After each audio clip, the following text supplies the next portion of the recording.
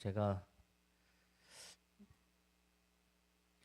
알기로는 11월로 알고 있었거든요. 제가 이 책을 발표하는 거를 11월 달로 생각하고 마음의 안심을 좀 푹 하고 방심을 하고 있었는데 갑자기 2주 전에 한 1, 2주 전에 갑자기 이번 주에 해야 된다라는 얘기를 딱 듣고 큰일이네 어떡하지 이렇게 했는데 그냥 왜 알겠습니다라 하고 이제 급하게 책도 안 샀거든요. 사실 솔직히 말씀드리면 책도 안 샀어요. 그래서 2주 전에 책을 사가지고 꽤 두껍더라고요. 400페이지가 넘더라고요. 그래서 이거 어떡하지 해서 열심히 읽고 준비를 딱 했는데 네 오늘 아침 사실 한 4시간, 3시간 정도 잤거든요. 오늘 한 4시간 자면서도 이렇게 예전 같으면 제가 진짜 밤새서 했거든요. 정말 준비를 했는데 이제 체력이 그렇게 안 돼가지고 좀 안 자면 머리가 안 돌아갈 것 같아 해서 자고 일어나서 아침에 쭉 하면서 했는데 계속 책도 읽고 고민도 많이 했어요. 제가 이거 책을 소개하는 시간이 아니라 이 책을 통해서 우리 공동체에게 어떤 메시지를 던져줘야 되나 그거를 되게 고민을 많이 했거든요. 그래서 주위 사람과 지난주에 목사님이랑도 잠깐 얘기하고 주위에 엊그제도 이제 저희 아는 지인 만나서도 얘기하면서 우리 공동체에게 이 책을 통해서 정말 우리가 생각해야 될 게 무엇일까 이거를 좀 전해야 되겠다는 생각을 했었고요. 그리고 책 지식에 대한 내용들은 제가 생각했을 때는 그게 더 중요하지 않고 이걸 통해서 우리가 좀 나눌 수 있는 시간을 가지면 좋겠다라는 생각을 했어요. 그래서 오늘 제가 설교한다고 생각하지 마시고요. 여러분들이 이 책의 내용을 제가 쭉 설명을 드릴 건데 이 책의 내용 설명을 듣고 본인의 생각이 무엇인가를 좀 토론할 수 있는 시간이 됐으면 좋겠다는 생각이 듭니다. 그래서 네 이게 막 제 설교를 막 떠넘기는 것 같죠? 여러분들한테 네 그렇게 생각하시면 됩니다. 그래서 오늘 제가 준비한 것 중에 하나는 네, 이 책은 이거고요. 네, 죄송합니다. 제가 양손을 써야 되는데 네 양손을 써야 돼서 제가 이걸 좀 쓸게요.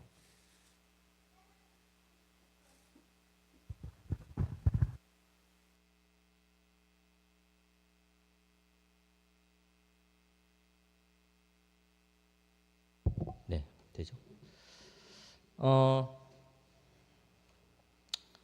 PPT 많이 보셨잖아요. 이제까지는. 근데 제가 이번에 뭘 이렇게 어떤 걸로 할까 하다가 마인드맵이라는 프로그램이 있거든요.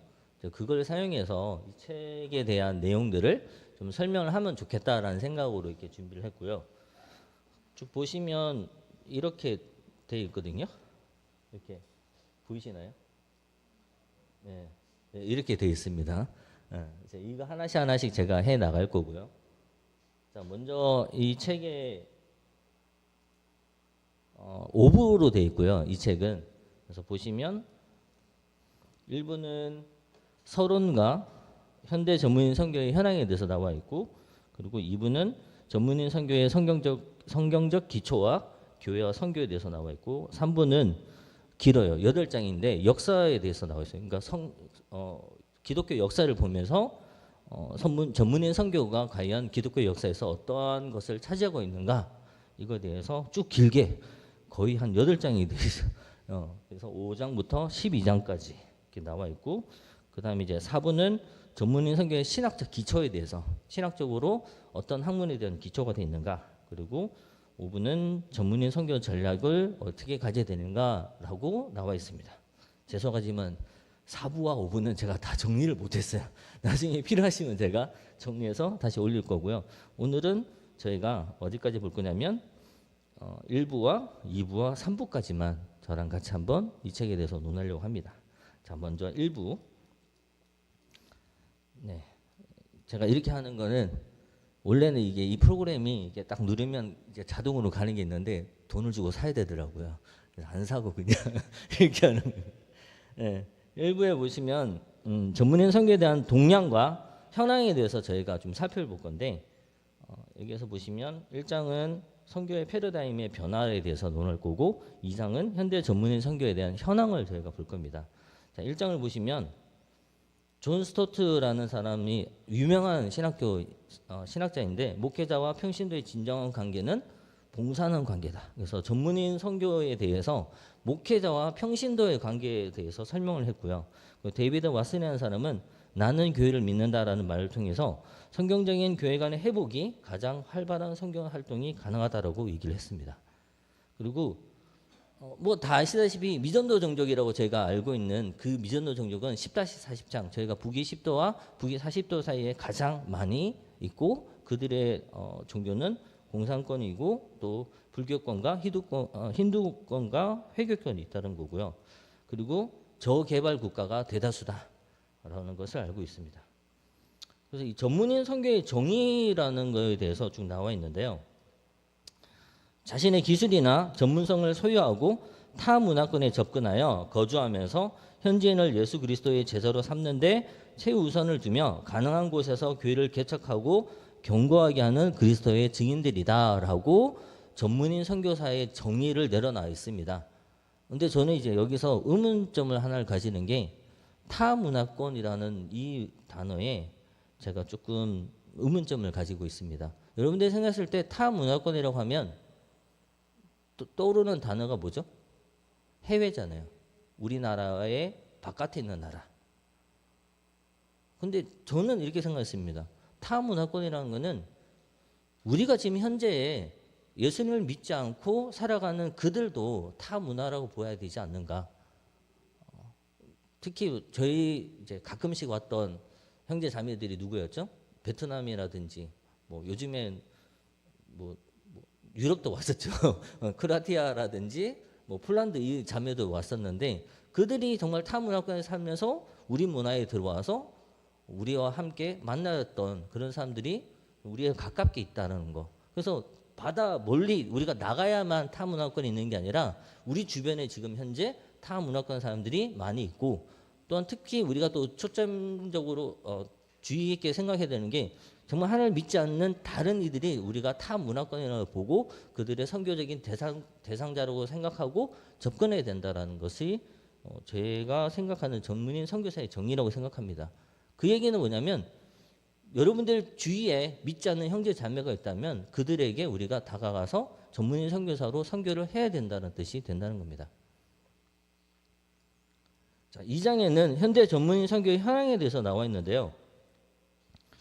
그 책에 보면 쭉 도표들이 굉장히 많이 나와 있습니다. 근데 그 도표들을 정리를 해보면 그러니까 헌신된 선교사와 파송된 선교사로 구별해서 이렇게 리서치를 해서 나와 있는데 헌신된 선교사는 헌신되어서 내가 헌신하겠다는 선교 후보자 그 사람들의 조사를 했더니 전문성을 가진 그러니까 비목회자 신앙을 하지 않는 사람들이 비율이 높았어요. 하지만 자기가 선교사로 나가 있고 그리고 장기적으로 있는 선교사들의 거의 60%, 70% 이상은 목회를 하고 신학을 하고 목사라는 타이틀을 가지고 있는 사람이었다는 겁니다. 반대는 비전문인, 그러니까 목회를 하지 않는 비전문인 그러니까 신학을 하지 않는 사람들은 퍼센트가 굉장히 낮다라는 퍼센트를 저희가 알 수 있습니다. 그 얘기는 우리가 아직 인식하는 게 전문인 선교사라는 것이 아직 선교사로 나가는 그 인식이 아직 많이 떨어지고 있고 한국 사람들의 생각에 목사가 돼야만 선교사가 될 수 있다는 것이 아직 높다라는 것이 그 데이터를 통해서 저희가 알 수 있다는 겁니다. 여기 보시면 장기 사역자, 그러니까 5년 이상, 10년 이상 장기 사역자 중에서는 특히 비전문인 선교, 그러니까 비전문인, 그러니까 목사가 아닌 사람은 10%밖에 안 된다고 나와 있어요. 굉장히 떨어진 수치가 굉장히 떨어져 있다는 거고요. 그런데 이제 그들의 선교지에 전문인 선교가 얼마나 필요한가에 대한 데이터를 뽑아보니까 굉장히 높고 그리고 사역이 필요한 사역도 굉장히 다양하더라라는 것을 우리가 알 수 있다는 겁니다. 자, 2부는 성경에서 본 전문인 선교에 대해서 나오는데요. 3장과 4장은 전문인 선교의 성경적 기초와 4장은 교회 선교에 대해서 나와 있습니다. 3장은 4개의 챕터로 나와 있는데 성경과 전문인 선교, 그리고 구약 성경과 전문인 선교, 전문인 선교의 신학 성경적 기초, 그리고 사도 바울의 전문인 선교에 대해서 나와 있습니다. 첫 번째로 먼저 성경 속에서 우리가 전문인 선교에 대해서 어떻게 나와 있는지를 우리가 보게 되면 성경 속에서 평신도는 하나님의 백성 또는 신자, 그리스도인이라고 표현된다고 알 수 있습니다. 특히 구약에서는 창세기 12장 1절에서 3절 아브라함을 통해서 하나님이 아브라함을 선택하고 아브라함에게 너에게 큰 민족을 줄 테니 나와라. 그리고 내가 지정하는 땅, 내가 너에게 주는 땅으로 가라라고 말씀하십니다. 그리고 출애굽기는 모세의 시내산에서 출애굽을 한 백성을 모세를 통해서 그들이 선택된 민족이다라고 하나님께서 말씀하고 계시고요. 그 이사야에서는 하나님이 너희를 택했다라고 얘기를 하고 있습니다. 그래서 평신도, 그러니까 우리가 전문인 선교사는 평신도, 일반 그리스도인이라고 볼 때 그들에 대한 표면적으로 우리가 볼 수 있는 성경에서 나타나는 표현들은 이렇게 구약에서는 이렇게 나타낼 수 있고 신약에서는 에베소서와 베드로전서를 통해서 그들을 사도와 선지자와 목사와 교사로 내가 세웠다라고 말씀하시고 베드로전서에서는 너네는 택하신 족속이고 왕 같은 제사장이고 거룩한 나라고 그의 소유가 된다라고 말씀하고 있습니다. 제가 이렇게 책에서 나온 내용 중에 성경 속 전문인 선교사가 누구인가에 대해서 나와 있는데 구약에서는 모세오경에 나오는 사람 아담은 동산지기였고요. 아벨은 양치는 자였고 아브람은 가축치는 자, 이삭은 농사하는 자, 리브가는 물깃는 자, 야곱은 양떼 치는 자, 요셉은 총리 대신이고 모세는 양치는 자이고 왕자였습니다. 그리고 부사련은 숭령공이었고 역사서에는 여호수아는 군대사령관, 라합은 여관주인, 드보라는 지도자, 기도는 군사 지도자, 삼손은 장수였고 룻은 이삭 줍는 자였고 보아스는 농장 주인이었고요. 다윗은 통치자이고 왕이었고 아삽은 작곡가였고 솔로몬은 제왕 왕이었습니다. 그러니까 이들은 다 직장을 가지고 있는 직업을 가지고 있는 사람이었다는 겁니다.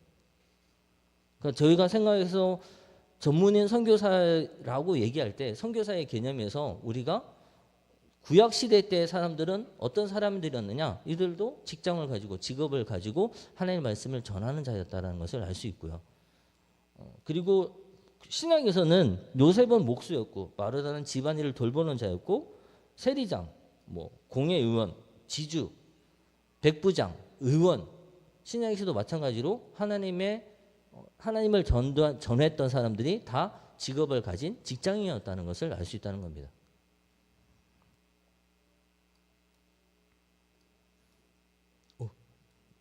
죄송합니다. 자, 그다음에 이제 두 번째로 구약 성경과 전문인 선교에서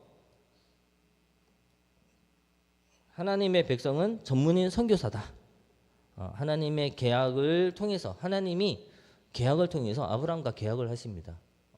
내가 약속을 주시죠. 그들을 계약을 통해서 백성이 되어지고 구별되어진 하나님의 소유라는 것을 알 수 있고요. 그리고 모세 언약과 전문인 선교를 통해서 하나님의 소유가 됐고 제사장 나라가 되고 거룩한 백성이 되었다는 것을 얘기하고 있습니다. 그리고 선지서와 전문인 선교사를 선지서에서 나온 전문인 선교는 내 백성이고 나의 택한 자이고 하나님의 백성들의 소명이다. 하나님의 백성들의 소명으로 선교 역할을 주었다라고 나와 있고요. 신학에서는 이제 평신도라는 개념이 개념적 오해라는 것이 생겼다라고 이 책에서 나와 있는데요. 우리가 이제 구약에서 지나서 신약에 들어서면서 평신도라는 것을 중세 시대 때 로마 시대에서 로마 교황청에서 평신도라는 개념을 주어지면서 그들에게 자신들의 직분과 자신들의 직분의 우월함을 나타내기 위해서 평신도라는 개념을 더 만들어주고 그들이 수동적이고 좀 자기들을 통해서만 하나님께 나갈 수 있다는 개념으로 만들어진 개념이 이 평신도라는 개념으로 우리가 잘못 받아들여지고 있다라고 알 수 있습니다. 그래서 신약에서 보이는 평신도의 개념은 에스노스 또는 라오스라는 단어로 표현되는데 여기 보면 어떤 직분과 역할과 그런 것들과 관계없이 모든 구원받은 그리스도인을 포함하는 말로 우리가 알 수 있다라고 할 수 있습니다. 그래서 하나님의 특별한 선택을 받은 그리스도인이 바로 평신도다. 그럼 목사도 당연히 평신도라고 볼 수 있다는 겁니다. 자, 모든 성도의 사역론에 대해서 에베소서에서는 그리스도께서 교회를 세우기 위해서 온전케 하기 위해서 은사를 각각 그리스도인에게 모두 주셨다는 겁니다. 그래서 성경에 보면 은사를 주신 이유에 대해서 저희가 더 집중해서 봐야 됩니다. 각자의 은사가 왜 있는가? 각자의 주신 은사를 통해서 우리가 무엇을 해야 되는가? 그것이 더 중요하다는 겁니다. 저도 이제 예전에 교회를 다녔을 때 뭐 방언을 한다거나 방언을 통역한다든가 또는 뭐 하나님의 말씀을 대언하는 또는 어떤 비전 꿈을 꾸는 이런 것들이 정말 높은 보통의 평신도보다 높은 사람들이 있다라고 보고 그들이 정말 대단하다고 보는 그 시각 자체가 잘못됐다는 겁니다. 그 모든 일들은 그 교회를 하나를 세우기 위한 일들이고 이것들이 더 높고 뭔가 중요한 일이 아니라 그것을 통해서 하나하나의 그리스도인들이 한 몸이 되어져서 그리스도의 머리이신 예수님을 나타내는 일에 증거되고 해야 된다는 거. 그게 가장 중요한 은사의 역할이다라는 것을 우리가 깨달아야 된다는 겁니다. 그래서 만인 제사장이라는 그 단어를 많이 들어보셨나요? 이 책에서 가장 많이 나오는 단어 중에 하나가 만인 제사장이라는 내용인데 우리가 왕 같은 제사장, 우리 모두가 그리스도인 모두가 왕 같은 제사장이라는 겁니다. 그리고 이 평신도가 택하신 족속이고 왕 같은 제사장들이고 거룩한 나라이고 하나님의 소유된 백성이라는 것을 얘기하고 있다는 겁니다. 그리고 네 번째로는 사도 바울을 통해서 전문인 선교에 대해서 나오는데 저희가 요즘에 계속 목사님 통해서 말씀드리는 게 사도행전이잖아요. 그럼 사도행전 1차 바울의 1차 선교, 2차 선교, 3차 선교를 보면 여러분들이 잘 보시면 바울 사도가 전부 다 1, 2차, 3차 선교 동안 전부 다 자신이 전문인 직장가를 가지고 열심히 자기를 위해서 일을 하고 또는 그들을 위해서 일을 했다는 것이 사도행전을 통해서 우리가 알 수가 있다는 겁니다. 그래서 바울에게 자비랑 선교 사역은 복음의 신뢰성을 염두에 두었다는 겁니다. 그러니까 바울은 자비랑 선교를 통해서 그들에게 나는 말뿐으로 니네한테 복음을 전하는 게 아니라 말과 행동을 같이 해서 니네한테 복음을 전하는 거다라고 얘기를 했고요. 바울은 복음 수용자와 동질성, 텐트 메이커의 자기가 일을 하면서 브리스길라 아굴라라는 사람을 같이 만나서 그들도 텐트 메이커였었습니다. 그들에게 다가가서 같이 텐트를 만들면서 복음을 전했다는 겁니다. 그리고 세 번째로 바울의 전문인 선교 사역은 모든 사역자들에게 모범으로 보여지게끔 제가 직장에 이제 다시 들어가게 되면서 이제 작년에 제가 직장에 들어갔는데 들어가면서 가장 큰 고민이 뭐냐면 내가 이 직장에서 과연 그리스도의 빛을 내가 그들에게 비춰줄 수 있을까? 그게 가장 큰 고민이었고요. 그들에게 내가 예수님을 믿는다는 말을 내 입으로 고백하는 게 아니라 내 행동과 내가 보여지는 모습을 통해서 이들에게 보여지는가에 대해서 많이 고민을 했는데 지금도 제가 굉장히 많이 고민을 합니다. 그 부분에 대해서. 왜냐하면 제가 이제 직장 생활을 꾸준히 하다가 중간에 이제 멈췄던 시간을 통해서 제 전문성이 약간은 어느 정도 사라졌고 지금 하는 일도 제가 전문적인 그 일에 대해서 전문성이 부족합니다. 그래서 정말 열심히 배우고 열심히 해야만 그들에게 이 사람은 정말 직장인으로서 훌륭하고 이 사람이 내가 봤을 때는 뭔가 다른 사람이구나 느껴지는 게 있어야 되는데 그게 과연 내가 열심히 하고 있을까 하고 있는가 이거에 대해서는 아직도 고민을 많이 하고 있다는 겁니다. 그래서 제 개인적으로 이렇게 전 집사님들 중에 정말 존경하시는 분들 많이 있는데 보면 자기가 정말 10시든 12시든 정말 열심히 일을 하고 그 모습을 통해서 사람들에게 내가 정말 그리스도의 빛을 비춰지는 그런 모습이 있다면 우리가 정말 전문인 선교사로 우리가 현재 이 땅에 살아가고 있지 않는가라는 생각을 하게 됩니다. 그리고 바울은 사도행전을 보면 항상 자립하는 교회, 내 모습을 통해서 니네도 자립을 하라라는 것을 그들에게 얘기하고 있다는 겁니다. 사장은 교회와 선교에서 참된 교회의 모습은 선교하는 교회다. 이것에 대해서 얘기를 하고 있습니다. 그러니까 여러분들이 계속적으로 이거는 목사님 통해서 말씀을 많이 들었던 내용이지만 교회의 본질은 선교이고 선교의 본질은 교회를 세우는 겁니다. 그래서 여러분들이 교회의 본질이 무엇이고 교회가 무엇인가에 대해서 생각할 때 그냥 이 예배당이 있고 사람들이 모이고 그 여기서 찬양하고 말씀을 듣고 또 끝나고 나서는 밥을 같이 먹고 그리고 이제 서로 얘기하고 이것이 교회의 본 모습인가에 대해서 우리가 고민을 해야 됩니다. 교회의 모습은 우리가 선교를 위해서 모이는 곳이고 선교를 통해서 또 다른 공동체, 새로운 공동체를 만들기 위해서 우리가 교회로 모인다라는 거.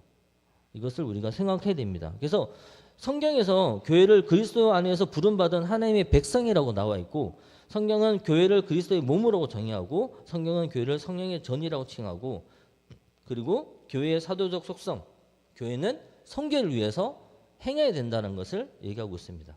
그래서 선교적 교회론이라고 나와 있는데 선교적 교회론은 교회의 본질, 속성, 핵심은 선교라는 겁니다.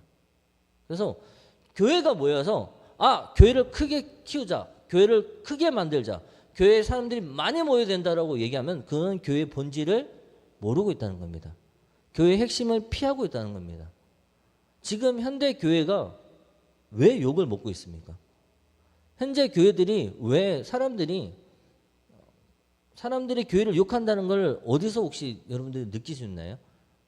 교회라는 뭔가 사고친 목사님이 사고쳤다는 그 밑에 수많은 댓글들에 사람들이 뭐라고 얘기합니까? 저 목사 실수할 수도 있다. 이런 댓글이 달립니까? 아니죠. 모든 그리스도인을 싸잡아 욕하고 내가 그럴 줄 알았다. 니네는 이렇다. 이런 식으로 많은 악플이라고 얘기하는 그런 댓글들이 달려 있다는 거. 그러면 우리가 그리스도의 몸인 우리의 그리스도인이 우리가 교회의 핵심을 알고 그 본질을 알고 행하고 있는가? 이거에 대해서 깊이 생각해 봐야 된다는 겁니다.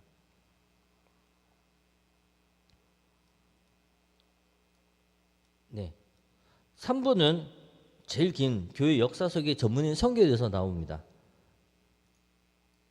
5장, 6장, 7장, 8장에서 12장까지 한국 교회까지 교회 역사를 쭉 망라해서 설명하는데 눈여본 것은 제가 정말 이 역사를 쭉 보면서 우리가 전문인 선교, 그러니까 우리가 선교사로서 우리가 살아가야 될 때 우리가 정말 표본 이런 본을 보인 그 교회가 무엇일까? 그 시대는 네스토리안인가 저는 모라비안이라고 볼 수 있습니다. 물론 그 이전에 정말 초대 사도행전에 나와 있는 초대교회의 모습을 통해서 우리가 어떻게 선교사로 우리 자신이 살아가야 될 것인가 우리가 볼 수 있지만 네스토리안이라든지 모라비안 선교사들이 어떻게 행했는지 그들이 어떤 전문인 선교를 했는지 우리가 봄으로써 우리가 어떻게 살아야 될지 생각할 수 있다는 겁니다. 5장에는 초대교회에 대해서 나오는데요. 전문인 선교사에게 본보기라고 할 수 있는 게 초대교회이고요. 초대교회는 사실 이제 콘스탄틴 칙령이 난 AD 313년 이전과 이후로 좀 나눌 수 있습니다. 그래서 사실 313년 이후 콘스탄틴 칙령이 이제 로마에서 그리스도를 인정하는 시기가 이 AD 313년인데 이 이후로는 교회의 타락과 교회가 성직자 제도라든지 여러 가지 타락의 길을 들어서고 있다는 것이 이 AD 313년이라고 볼 수 있습니다. 초대교회 복음 전도는 특징이라고 얘기할 수 있는 것은 평신도 전도자가 멀리 가서 자신이 정말 가지고 있는 직업을 가지고 멀리 가서 전했다는 게 이 특징이라고 얘기할 수 있는데 특히 사도행전 8장 4절에 나오는 스데반 집사의 순교 후에 많은 사람들이 흩어져서 예수님을 전했다라고 나와 있습니다. 그래서 초대교회 복음전의 특징이 모든 교회 구성원이 선교적인 교회를 만들고 자발적이고 적극적으로 선교를 했다는 것을 알 수가 있고요. 사도행전에 나타나는 초대교회의 평신도 선교는 흠없는 생활, 그리고 날마다 삶 속에서 전하고 소외되고 약한 자에게 전했다는 겁니다.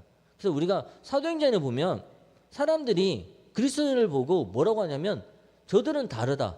저들은 정말 자기가 가진 것을 모든 걸 내어주고 사람들을 돕고 사람들에게 정말 헌신하는 사람들이다. 저들이 보고 예수를 믿자라는 사람들이 많았다는 겁니다. 그래서 초대교회 전도활동은 그리스도인이 되는 것은 그리스도의 구속적인 선교 사역에 동참하는 것이라고 봤습니다. 그래서 예수님을 전하고 예수를 믿게 되면 그들은 예수님을 전하는 게 당연하다고 봤다는 겁니다. 그리고 그들은 일상생활을 통해서 선교 사역을 했습니다. 삶과 입술이 동반되어서 말과 행동이 같게 행동을 했다는 겁니다. 우리가 지금 그리스도인이라고 말하고 교회를 욕하는 이유가 뭡니까? 말과 행동이 다르기 때문에. 말은 이렇게 얘기해요. 사랑해라. 행동은 자기를 더 사랑하죠. 이웃을 사랑하는 것보다. 그리고 마태복음 5장 16절에 너희 빛 착한 행실을 하나님께 영광을 돌려라. 삶을 통한 복음 전도를 얘기하고 있고요. 생업을 통한 선교 사역에 대해서 아까 얘기했던 바울 사도가 텐트 메이커, 텐트를 만들면서 그 생업을 통해서 전했다는 겁니다. 같이 함께 있는 사람들에게.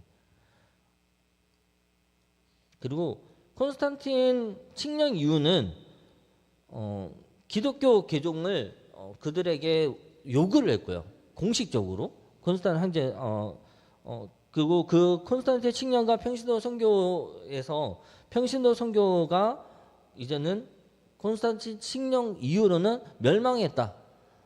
그러니까 평신도가 전문인 사역자로 사역하는 시대가 끝났다라고 보고 있습니다. AD 393년에 로마 국교로 공인됐고요.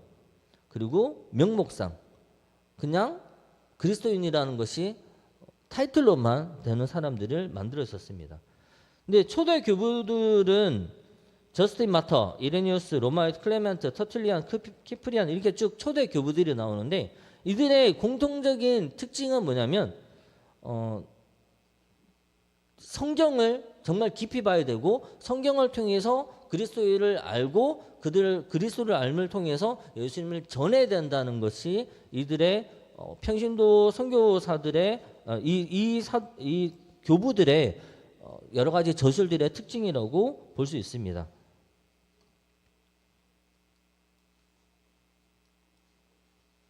네.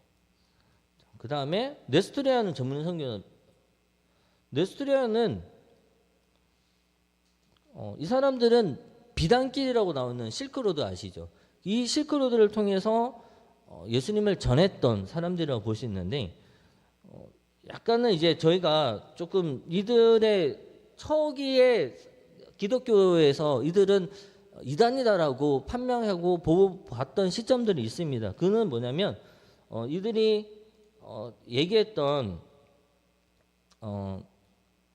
그러니까 예수님의 인성을 강조한 부분이 있었기 때문에 이들이 정말 이단이라고 생각했던 점이 있었지만 이들이 정말 그러니까 이 기독교 역사에서 이들이 정말 중요한 역할을 했던 것 중에 하나는 자신들이 그리스도를 믿는다는 그 믿음으로 지금 있는 유럽에서 중국까지 자기가 복음을 들고, 그러니까 뭐 가방에 뭐 보짜리잖아요. 보찜에 자기가 할 수 있는 일, 직업을 할 수 있는 뭐 상인이라면 팔 수 있는 걸 들고 지팡이 하나를 들고 복음을 위해서 중국까지 갔다는 겁니다.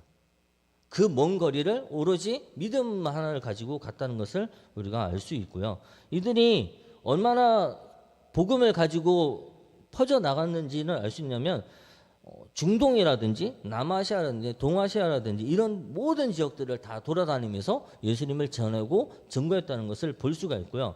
특히 이들은 중국 선교를 말씀을 가지고 전했다고 알 수 있습니다. 당나라 때 이들이 가서 처음에는 뭐 파사교라는 이름을 가지고 대진교 뭐 또는 대진사 또는 경교라는 이름을 가지고 바꿔가면서 그 속에서 예수님을 전했다라고 우리가 볼 수가 있습니다.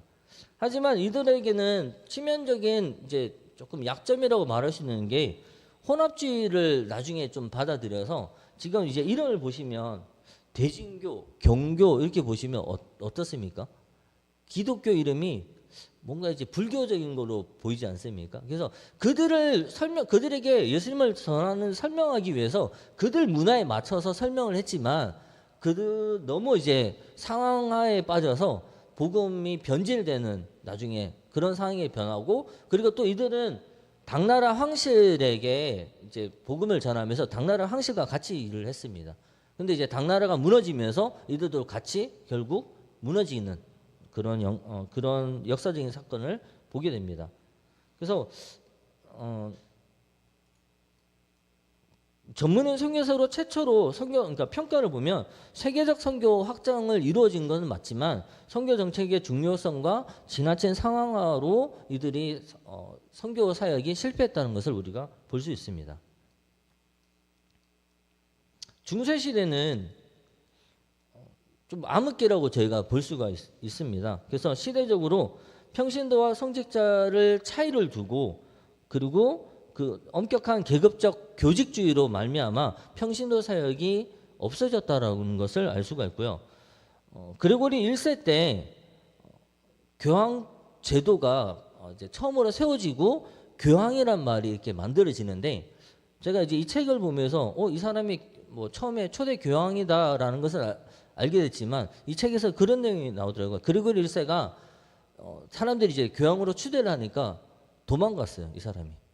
나는 교황 되기 싫다고. 근데 이제 쫓아다니면서 이 사람을 교황을 만들기 위해서 이 사람을 붙들고 잡아서 이제 교황을 만들었어요. 근데 이 사람이 그 이후로 교황에 되고 싶지 않았지만 교황이 됐지만 되고 싶지 않았는데 교황이 됐지 않습니까? 그런데 이 사람은 오히려 되고 나서 교황권을 확장하고 강화시키는 역할을 했다는 겁니다. 처음에는 자기가 안 한다고 했지만 교황권을 강화시키는 그런 업적을 남겼고요. 인노센트 3세라는 사람이 있는데 이 사람은 교황을 황제 그리고 뭐 달라고 주장을 합니다. 그리고 이 사람은 가장 역사적으로 기독교에서 치욕적인 기독교 역사에서 가장 아픈 일을 하는데 그것이 바로 십자군 전쟁입니다. 예루살렘을 탈환하기 위해서 자신의 권력과 세를 쭉 모아서 이슬람과 전쟁을 하게 되고 결국 이슬람이 이슬람 사람들이 기독교에 대해서 굉장히 좋지 않은 시각과 그런 마음을 가지게 만드는 일을 했다는 겁니다. 그래서 여기 책에 또 교황에 대해서 쭉 나오면서 교황을 팝, 추기경을 카디널 뭐 이렇게 쭉 이름이 쭉 나오는데 이 교황의 이름은 정말 하나님 밑에서 모든 일을 할 수 있는 모든 것을 할 수 있는 오로지 한 사람이라고 말하는 게 이 교황의 이름의 뜻이라고 얘기했습니다. 그리고 이때의 평신도 선교 사역들은 존재했습니다. 교황이 교권을 가지고 교황주의 안에서도 평신도의 선교 사역이 존재했는데 그것이 바로 수도원 사역이었다는 겁니다. 그래서 피터 왈도라든지 존 위클립이라든지 롤라드, 존 후스 이런 사람들이 쭉 나오는데 존 위클립이라는 이름 혹시 눈에 띄지 않나요? 최초의 성경 번역이라고 말하는 성경을 이 교황만 또는 성직자만 성경을 읽을 수 있다라고 얘기했던 그 시기에 이 사람은 아니다. 성경을 통해서 모든 사람이 성경을 읽을 수 있어야 된다라는 그 생각을 가지고 우리가 알고 있는 킹 제임스 성경 17세기에 번역이 되는데 그 이전에 한 300~400년 전에 1380년대에 이 사람이 최초로 영어로 성경으로 번역을 했다는 겁니다. 그 이유가 바로 평신도 선교 사역을 위해서였다는 겁니다. 그리고 이 사람은 2명씩 짝을 이룬 선교, 그러니까 예수님이 제자들 2명 짝지어서 보낸 그 선교를 최초로 행했다라고 알 수가 있습니다. 그래서 우리가 중세시대 때는 교황주의와 성직주의 속에서 많은 이 사람들이 평신도 선교 운동을 위해서 다시 성경으로 돌아오고 성경을 읽어야 되고 성경을 번역하는 그런 운동이 일어났던 것을 알 수가 있습니다. 자, 종교 개혁기의 전문인 선교는 우리가 알고 있는 이름들이 많이 나옵니다. 여기에서 칼빈이라든지 이런 사람들이 쭉 나오는데요. 이 사람들은 직업 소명론, 직업을 통해서 선교를 해야 된다는 얘기를 하고 있고요. 이 종교 개혁자들은 많은 제사장론을 많이 얘기를 합니다. 왜냐? 이 이전에 있었던 종교 개혁 이전에 있었던 교직주의, 그러니까 교황이라는 이 직분을 가지고 오로지 이 사람 통해서만 하나님께 갈 수 있다는 이것을 이들이 무너뜨리기 위해서 많은 제사장론을 들고 이것을 통해서 전문인 선교, 평신도 선교가 이루어야 된다라고 이들이 주장을 하게 됩니다. 그래서 평신도 선교의 신학적 기초가 되고요. 그리고 만인 제사장론, 오직 성경, 오직 믿음, 오직 은혜와 함께 모든 신자들의 제사장직을 강조하고 하나님과 성도가 개개인의 직접적 교통과 성도들이 예수 그리스도를 통해 직접 하나님께 나아가는 것을 강조하고 있습니다. 그래서 시대적 배경은 쭉 우리가 앞에 봤던 것을 얘기하는데 우리가 알고 있는 칼빈이라든지 마틴 루터라는 사람들은 이 면죄부라든지 교황의 권위와 탐욕과 이런 여러 가지 이 시대에 이들이 행했던 많은 악행들로 말미암아 다시 성경으로 돌아가야 된다는 것을 주장하는 그런 평신도 선교론의 발달을 하게 됩니다. 그래서 마틴 루터는 마틴 루터의 종교개혁을 보면 로마서 1장 17절로 이 사람은 변화가 되었고요. 독일어 성경을 번역하고 면죄부 판매한 그 판매에 반박해서 95개조 반박문을 걸고 만인 제사장론을 주장을 했습니다. 그리고 존 칼빈이 나옵니다. 존 칼빈은 평신도 선교론에서 기독교 강요를 저술하고 예정론을 통해서 하나님 우리가 생각했을 때 예정론이 있으면 선교를 안 해도 된다라는 이제 인식이 좀 있었는데 오히려 칼빈의 이 예정론을 통해서 하나님의 의지가 있기 때문에 우리가 오히려 더 나아가서 선교를 해야 된다는 개념이 이 칼빈의 예정론이라고 더 볼 수 있다는 겁니다. 그리고 이제 이 성경에서 요약을 하면 성경에서 평신도는 오직 택하신 족속이고 왕 같은 제사장들이고 거룩한 나라이고 그의 소유된 백성으로 하나님의 아름다운 적을 선포하는 선교사이다라고 나와 있습니다. 그래서 아무랬던 중세 시대를 지나서 칼빈이라든지 또는 여기 나오는 루터라는 이 사람들은 많은 제사장론을 통해서 다시금 회복되어지고 하나님 앞에 나아가야 된다는 것을 강조했다는 것을 우리가 알 수가 있습니다.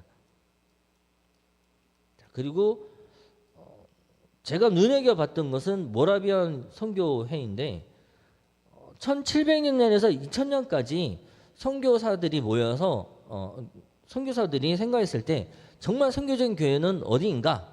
라고 했을 때 두 교회를 뽑는데 하나가 모라비안 선교 교회고 또 다른 하나가 한국교회라고 얘기를 하고 있습니다.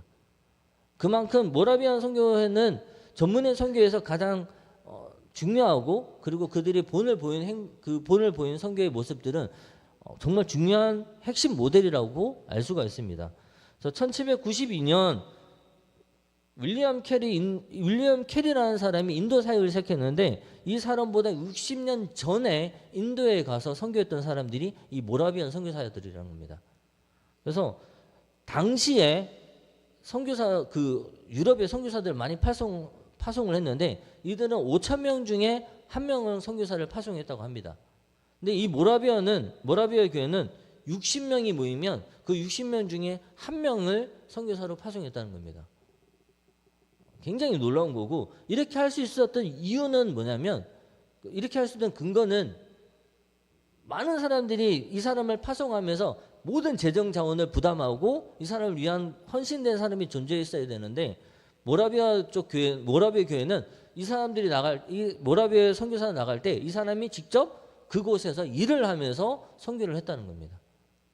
그래서 60명 중에 한 명의 선교사가 가능했다는 것을 우리가 알 수가 있고, 저희 교회도 인원을 따지면 40명, 50명인데 지금 파송한 선교사가 2명, 3명이 넘어가는 거면 정말 우리가 서구의 그런 개신교 교회보다 더 훨씬 더 막대한, 정말 열심히 잘한다는 것을 알 수가 있습니다.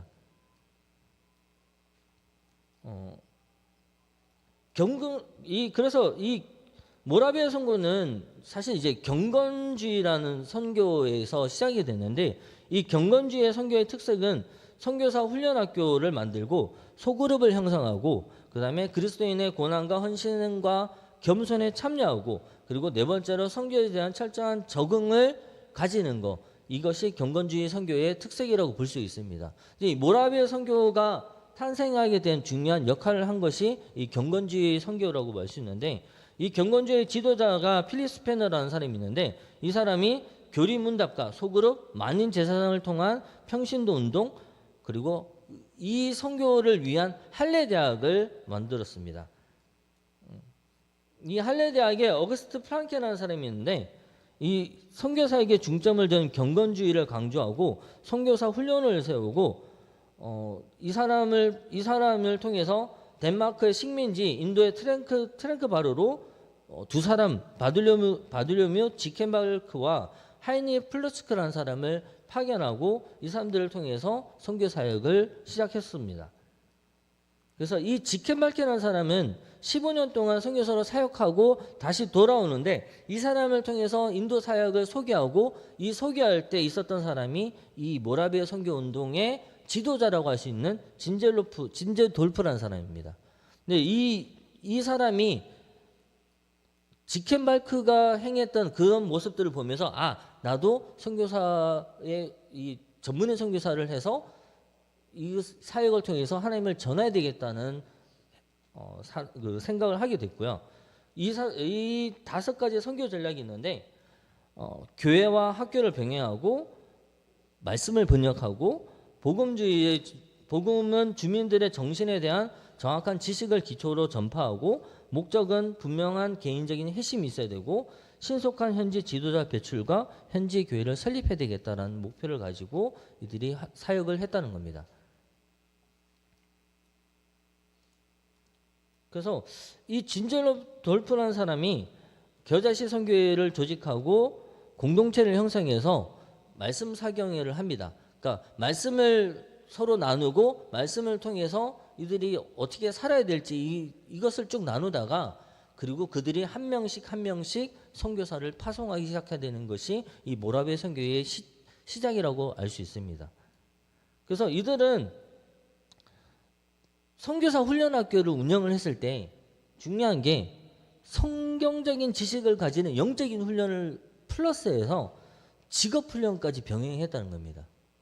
그러니까 선교사를 파송할 때 저희가 지금 생각하는 선교사는 목회를 해야 되고, 신학을 해야 되고, 신학을 통해서만 간다, 이것이 아니라 이 사람들은 직업 훈련, 목공일, 목수일, 이런 것들을 같이 가르쳐서 거기에 가서 직업을 통해서 선교할 수 있는 사람으로 선교사를 파송했다는 겁니다.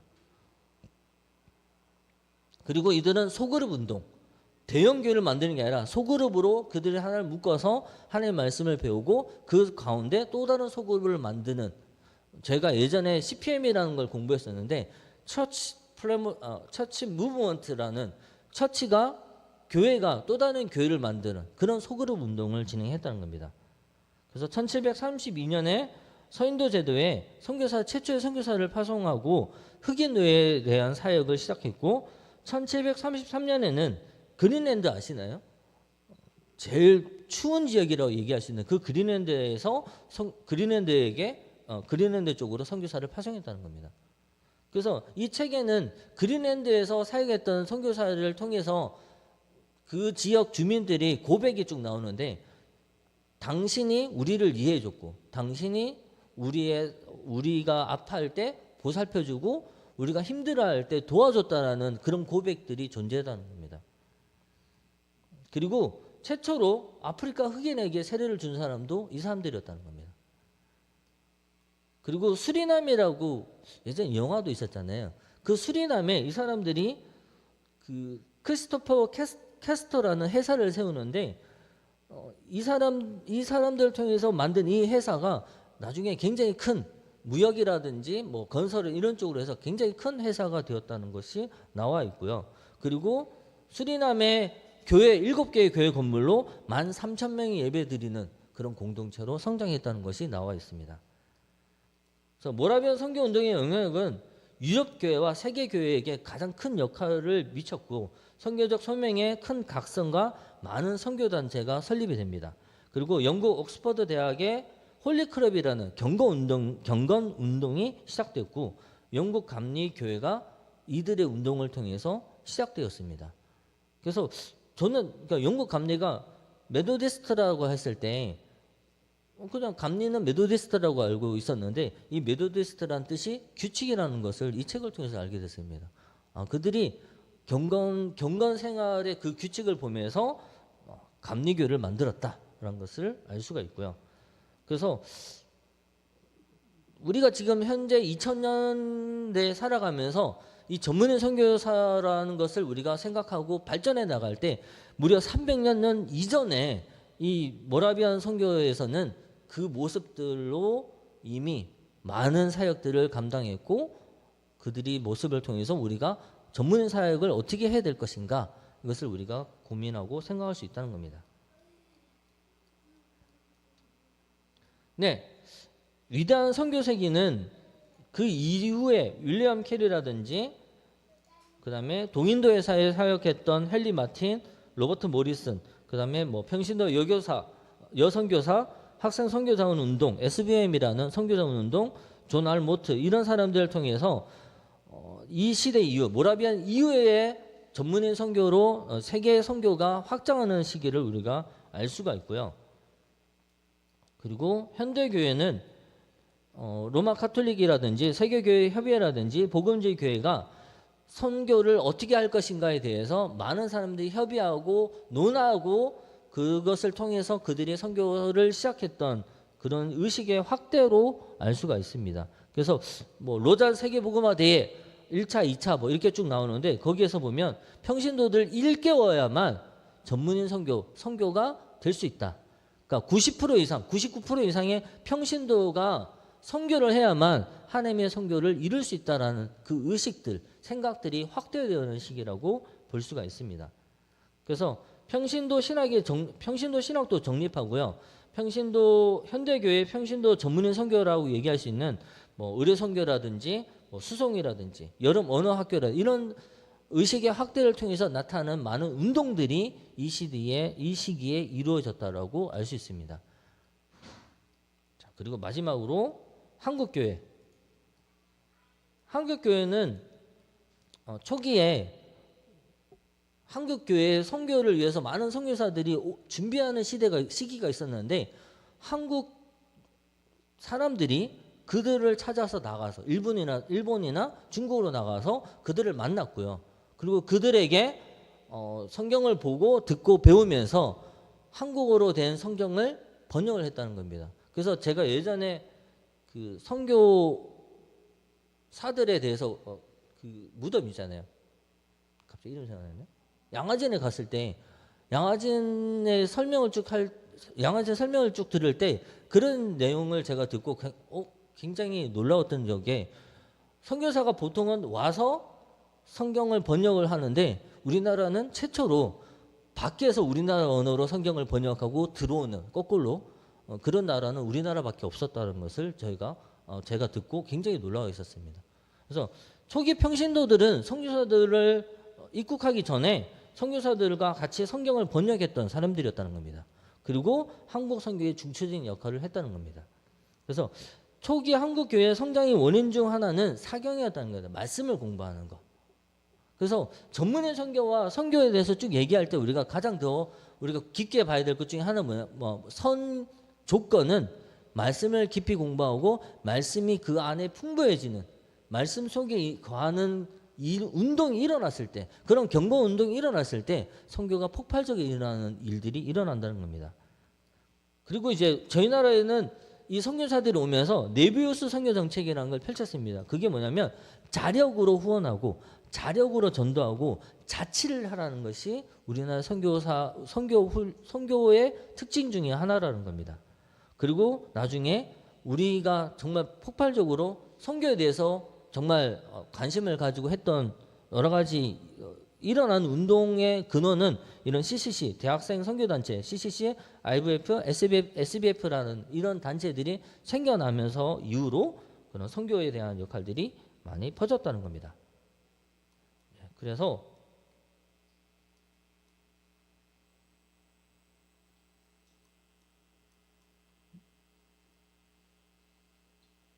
네.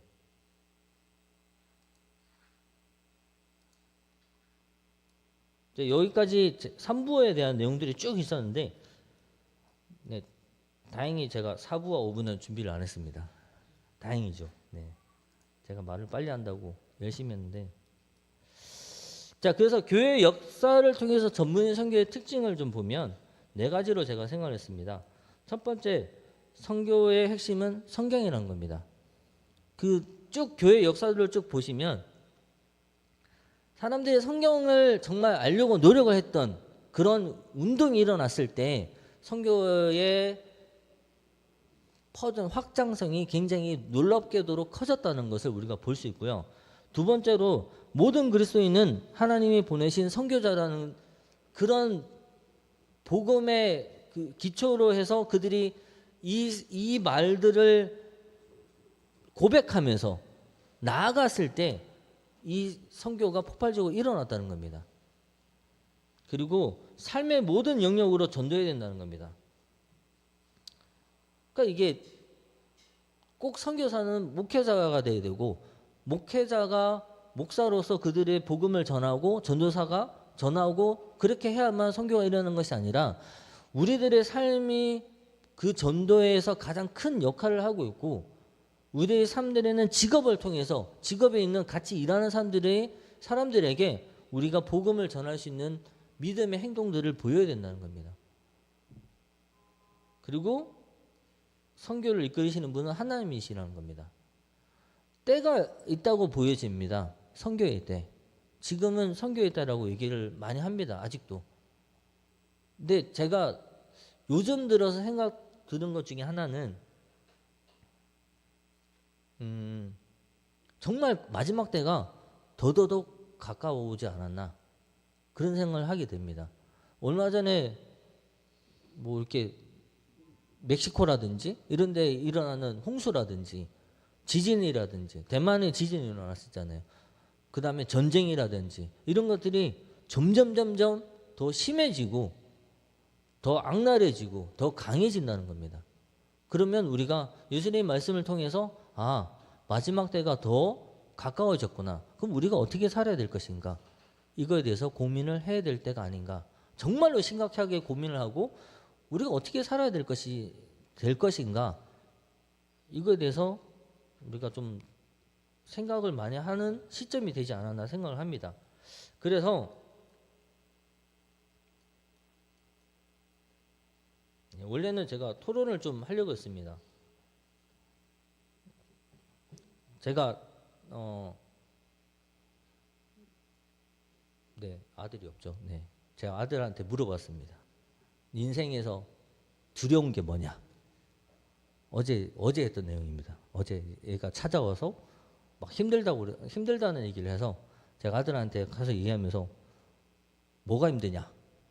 그래서 막 얘기하다가 무엇이 두려운가라는 걸 물어봤습니다. 근데 사실 저도 이 전문의 선교에 대한 이 책으로 준비하면서 저한테 던져진 질문이었습니다. 나는 무엇을 두려워하는가? 무엇이 무서운가? 여러분한테 던지시고 싶은 저는 질문이었습니다. 여러분들은 살면서 무엇이 두렵습니까? 무엇이 무섭습니까?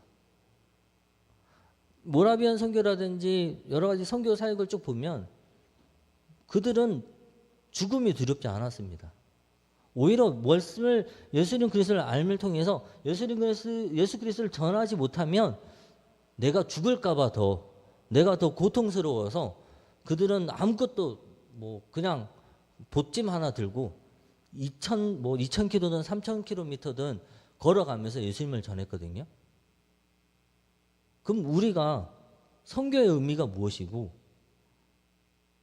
그리고 내가 선교사로 나간다고 했을 때 무엇을 망설이고 있고, 그리고 선교사로 사는 삶이 왜 두려운가? 이거에 대해서 고민을 해야 되지 않는가라고 생각을 했습니다. 여러분들은 무엇을 두려워하고 있습니까?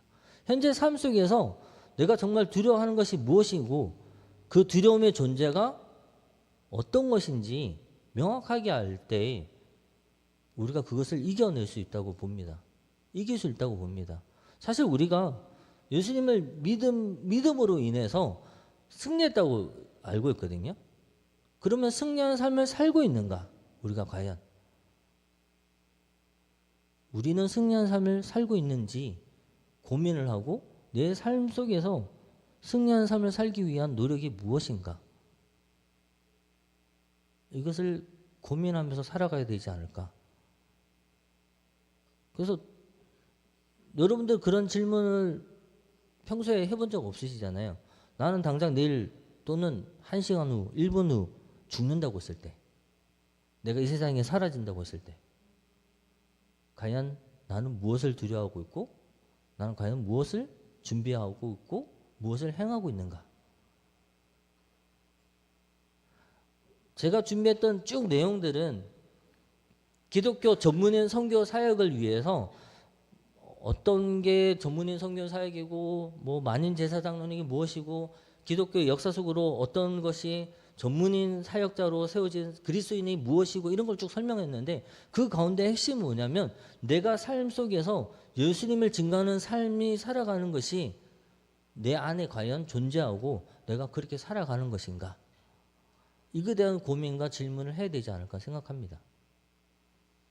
사실 그래서 저는 이 토론 주제를 가지고, 이 내용보다 이걸 가지고 우리가 하나님 믿는 믿음으로 우리가 살아갈 때 도전을 줄 수 있는, 서로에게 그런 행동이 무엇이었고 그런 행동을 하기 위해서 내가 무엇을 해야 될까, 그걸 고민하면서 살아가는 것이 어떤 걸까, 이거에 대해서 나눌 수 있으면 좋겠다는 생각합니다. 그래서 저희가 수모임 하잖아요. 수모임 때 사실 이 토론 주제가 조금 서로 좀 나눌 수 있는 그런 주제가 됐으면 좋겠습니다. 그리고 저는 어제 이렇게 요즘에 생각하는 게, 동호회에 가입해야 되겠다, 이런 생각을 합니다. 저는 축구를 좋아하니까 축구 동호회에 가입해서 그들과 열심히 축구를 해야 되겠다. 그리고 그들에게 내가 복음을 전할 수 있는 행동을 해야 되겠다, 이런 생각을 하거든요. 또는 제가 회사에서 좀 더 열심히 해야 되겠다, 이런 생각을 좀 더 많이 합니다. 내가 좀 더 열심히 하고 내가 또 먹을 거라도 하나 생기면 옆에 있는 사람들 좀 챙겨주고 이래 좀 해야 되겠다, 이런 생각을 하고 있습니다. 그래서 여러분들이 선교에 대한 의미, 나가서 하는 것이 아니라 내 삶 속에서 내가 할 수 있는 선교가 무엇일까, 이거를 고민하고 그것을 실천할 수 있는 그런 의미 있는 시간이 되었으면, 이 내용을 통해서 그런 시간이 되었으면 좋겠습니다. 네. 그래서 우리가 말씀을 제가 마치는데, 나중에 뭐 이 내용들을 제가 다시 한번 정리해서 올리겠습니다. 이걸 통해서 우리가 좀 더 하나님을 더 바라볼 수 있는 귀한 시간이 되면 좋겠습니다. 네, 기도하고 마치겠습니다. 사랑하는 참 감사합니다. 하나님, 21세기 기독교 전문인 선교 신학에 대한 내용을 통하여서 우리가 정말 바라보아야 되는 시점은 하나님이 우리에게 원하신 바가 무엇이고 그 뜻을 우리가 어떻게 이 세상에서 우리가 행할 수 있는지 그것을 고민하고 그것을 위해서 우리가 노력할 수 있는 그런 귀한 시간이 되었으면 좋겠습니다. 많은 부족한 입술로 정말 이 말씀을, 이 내용을 전하기에 너무 부족한 내용들이었고, 정말 이 말씀들이, 이 내용들이 정말 하나님이 보시기에 정말 부끄럽지 않는 그런 내용들이 되었으면 좋겠습니다. 우리가 정말 하나님을 생각하며 우리가 만나는 사람들에게 복음을 전할 수 있는, 우리가 한 명의 전문인 선교 사역자가 될 수 있는 그런 귀한 시간이 되기를 간절히 원하오며 사랑이 많으신 예수님으로 기도했습니다.